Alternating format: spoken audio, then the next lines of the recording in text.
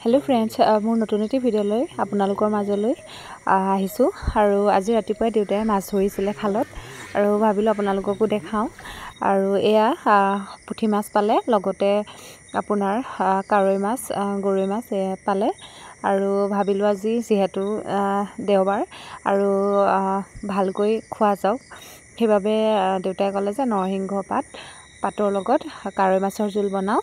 আৰু সেইভাবে মই একদম পিছফালে গৈ আৰু ৰোৱাই নাই লৰালৈকে নৰসিংহ পাত ছিঙি লৈছো আৰু ছিঙি লৈ নৰসিংহ পাতখিনি ধুনীয়াকৈ পিচি লৈছো পিচি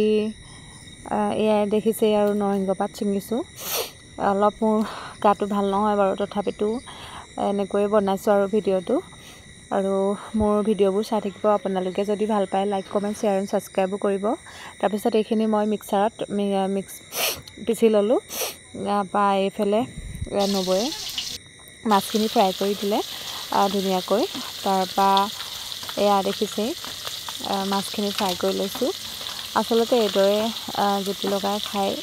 খুবেই ভাল লাগে আৰু মাছ মাংসটো সদায় খাই থকাই হয় কিন্তু এইখন জুতিটো সকলোৱে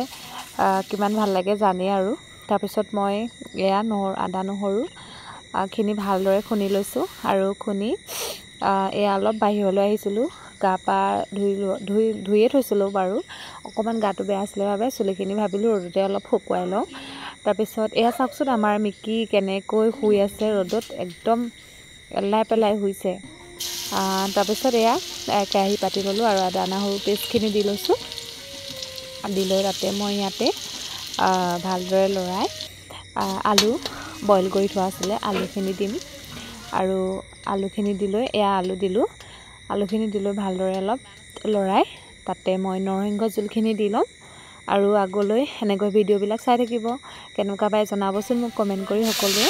তাৰপিছত এইখিনি নৰসিংহৰ ৰসখিনি দিলো নৰসিংহ হিতাখিনি কিন্তু নিদিব তিতা লাগে আৰু ৰসখিনি উলিয়াই ল'ব চাকনিৰে চেকি তাৰপিছত এয়া ফ্ৰাই কৰি থোৱা মাছখিনি দিলো আৰু এইফালে মায়ে ৰাতিলে বুলি খোলাত এইদৰে মাছ দি থৈছে ৰাতি খাম বুলি আৰু এয়া মোৰ ৰেডি আজি নৰসিংহ আৰু কাৰৈ মাছৰ জোল